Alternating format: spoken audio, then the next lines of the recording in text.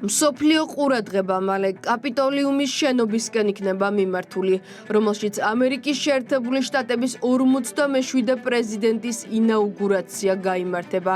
მეორე ვადით ხალხის მიერ არჩეულმა პრეზიდენტმა მხოლოდ რამდენიმე სტუმარი შეარჩია. დანარჩენები ცერემონიაზე ან კონგრესმენების მიწვევით, ან ფასიანი ბილეთებით მოხვდნენ. 250,000 სტუმარს შორის იქნებიან ისეთები, ვინც ტრამპს აკრიტიკებდა და ფიქრობდა, რომ 2016 წელს საპრეზიდენტო არჩევნებში რუსეთის დახმარებით გაიმარჯვა. წარსული პოზიციიდან გამომდინარე, ექს-პრეზიდენტ ზურაბიშვილის ინაუგურაციაზე დასწრებას ირონიულს უწოდებს პარლამენტის თავმჯდომარე. თუმცა ამ ყველაფრის დამტკიცება რთულია, ეს ყოველთვის ასეა, არც ერთ ქვეყანას არ შეუძლია ეს დაამტკიცოს, როგორც ევროპის ქვეყნებს, ისე ამერიკის შეერთებულ შტატებსაც, რომლის არჩევნებშიც რუსული ჩარევა განხორციელდა, ასე რომ ჩვენ ვერ ვიქნებით მტკიცების პოზიციაში, იმაზე მეტად ვიდრე ამას ჩვენზე ძლიერი ქვეყნები აკეთებენ, როდესაც ჰიბრიდული ომის შემოტევებზე საუბრობენ. როგორი ირონიულია ყოფილი პრეზიდენტი ზურაბიშვილის პრეზიდენტ ტრამპის ინაუგურაციაზე დასწრება ნახეთ, როგორ ავრცელებს ის შეთქმულების თეორიებს იმის შესახებ, რომ ტრამპმა მის პირველ არჩევნებში რუსეთის დახმარებით გაიმარჯვა. შეენიშნა, ახლა ის მსგავს შეთქმულებას ავრცელებს საქართველოსაც. სალომე ზურაბიშვილი ინაუგურაციაზე ოპოზიციის მოკავშირე კონგრესმენის ჯო უილსონის მიპატიჟებით მოხვდა. შტატებში ჩასულს უმასპინძლა დონალდ ტრამპ უმცროსი გააცნო და მომავალ სახელმწიფო მდივანს მარკო რუბიოს ხელი ჩამოართმევინა. შეხვედრები თავად ზურაბიშვილმა დააკნინა, როდესაც აუდიენციებს არასათანადო და არაწესიერი უწოდა. ახლა მთავარი კითხვაა, რას გააკეთებს ტრამპი. მესმის, რომ თქვენ შეხვდით ტრამპის კაბინეტის რამდენიმე მომავალ თანამდებობის პირს. როგორ ჩაიარა შეხვედრებმა? კარგად, ეს არ იყო წესიერი შეხვედრები, ოფიციალური შეხვედრები არ იყო. ეს იყო შეხვედრები მიღებებზე, რომლებიც ინაუგურაციამდე ხდება, რათა მათ ყურამდე მიგვეტანეს საქართველო და პირველი კონტაქტები დაგვეწყო. პოლიტიკური მედროვეობა და ორმაგი სტანდარტი მხოლოდ ზურაბიშვილს არ აღმოაჩნდა. კოლექტიური ნაცმოძრაობა, რომელიც ახლა ინაუგურაციაზე დასწრებას ერთმანეთს ასწრებს, ამისთვის თავსა და ფულს არ ზოგავს. წარსულში ტრამპს შეურაცხყოფას აყენებდა და მსოფლიო მასხარას ოლიგარქს რუსეთუმეს დემოკრატიის შეცდომას უწოდებდა. არსებობს ყალბი ამერიკაც. ეს დონალდ ტრამპია. მსოფლიო მასხარას ეძახდნენ წლების განმავლობაში, მაგრამ ეს კლოუნი ბოროტი კლოუნი აღმოჩნდა. ძალიან საშიში.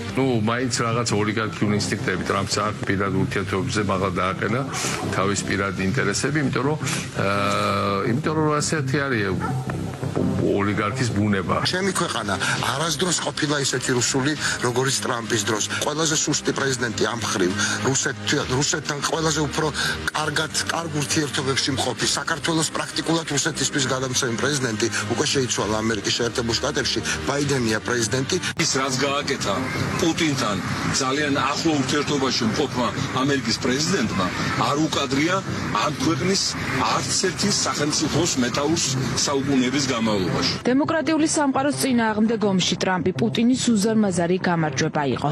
რაც ვერ გაითვალისწინა რუსეთმა და რატო დასრულდა საბოლოოდ ფიასკოთი მისი ეს პოლიტიკური პროექტი, არის ის, რომ ამერიკის შეერთებულ შტატებს აქვს უძლიერესი სახელმწიფო ინსტიტუტები. ამერიკის შეერთებული შტატები ამბობს უკვე იმას, რომ გაკოტრებული ოლიგარქის პრეზიდენტად არჩევა არ იყო ყველაზე კარგი ნაწილი ამერიკის შეერთებული შტატების ისტორიის.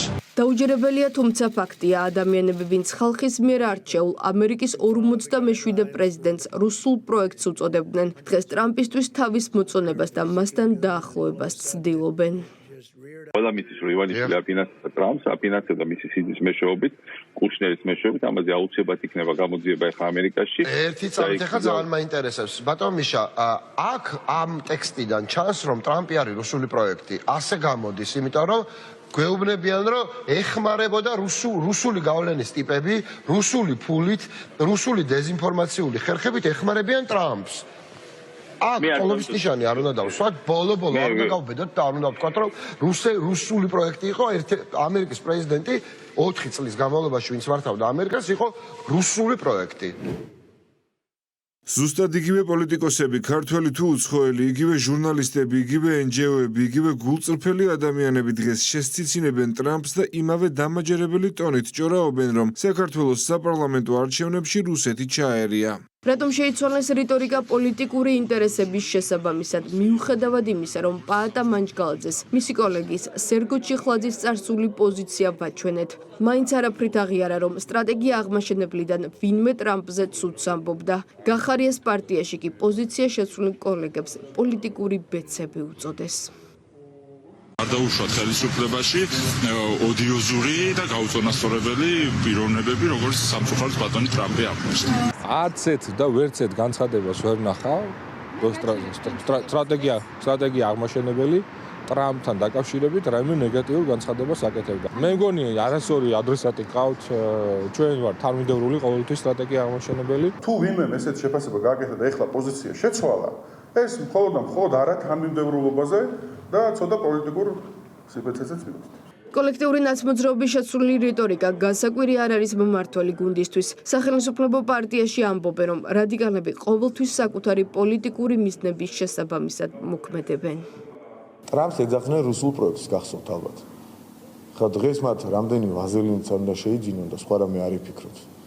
თავისი ძველი განცხადებების დასარბილებლად არ ეყოფათ არანაირი რაოდენობა, იმიტომ რომ ისტორია ინახავს მათ გამონათქვამეს, მათ შეურაცხყოფას პირდაპირ ტრამპის მისამართით და დღეს რაც უნდა ლიქვნელობით ცადონ მათი პოზიციების გამოსწორება, ეს სიტყვები, რომელიც მათ აკადრეს დღეს უკვე ამერიკის არჩეულ პრეზიდენტს და უკვე უფლებამოსილებაში, რომელიც შევა იმ პრეზიდენტს, ისტორიას აქვს შემონახული. და ისინი რაც არ აწყობთ და ვინც არ აწყობთ, ყველას და ყველაფერს იძახიან რუსულს და ასე იქცეოდნენ ასე მდაბიო პიარს აქედან საქართველოდან აწარმოებდნენ იქ ტრამპის წინააღმდეგ და დღეს ეს სიტყვები ძალიან ცუდად ხვდება წინ. ოპოზიცია არის დანგრეული, გაუბედურებული, გაფარჩაკებული. ჩვენ არაერთი განცხადება მოგვისმენია ოპოზიციის წარმომადგენლების მხრიდან, როდესაც ტრამპს პირდაპირ ოლიგარქს ჯამბას უწოდებდნენ, ამის ვიდეო კადრებიც არსებობს, ამის დამადასტურებელი მასალებიც არსებობს. ესენი ჩვეულებრივი ფარისევლები არიან, მათ არც ქვეყანა აინტერესებს, მათ უბრალოდ თავიანთი პატრონები ყავთ და ვიცით ჩვენ ვინ არიან ესენი, საიდან იმართებიან. ისე საინტერესო იქნება ეხა ინაუგურაციაზე. ტრამპის მომხრეებს ეტყვიან თუ არა, რომ მიაჩნიათ ტრამპი ამერიკის სირცხვილად. იქიდან როგორ გამოასწრებენ, კარგი სანახავი იქნება ხაზარაძე რომ გარბის თუ წინ თუ ზურაბიშვილი, რომელი გამოასწრებს, რომელს. საინტერესო იქნება ნამდვილად რომ გაახსენონ ტრამპთან რა დამოკიდებულება ჰქონდა ნაციონალურ მოძრაობას, კოლექტიურ ნაცმოძრაობას. კოლექტიური ნაცმოძრაობის წარსული რიტორიკა ახსოვს საზოგადოების ნაწილსაც.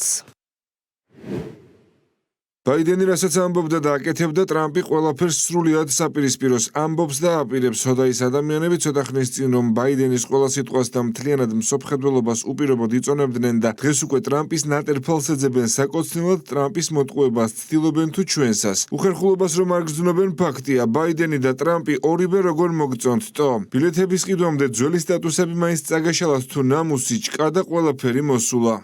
ცერემონიის დაწყებამდე რამდენიმე საათი რჩება. სტუმრების უდიდესი ნაწილი კაპიტოლიუმის შენობაში ბილეთებით შევა. შეძენა სპეციალურ საიტზე იყო შესაძლებელი. ტრამპის ინაუგურაციის საორგანიზაციო კომიტეტმა გაყიდვებით რეკორდული 170 მილიონი დოლარი გამოიმუშავა. ამ მილიონებშია ლილუსა და სტრატეგია აღმაშენებლის თანხებიც. ამბავი პარტიამ სპეციალური დასპონსორებული ქარდით იქამდე გავრცელა, ვიდრე წავიდოდნენ.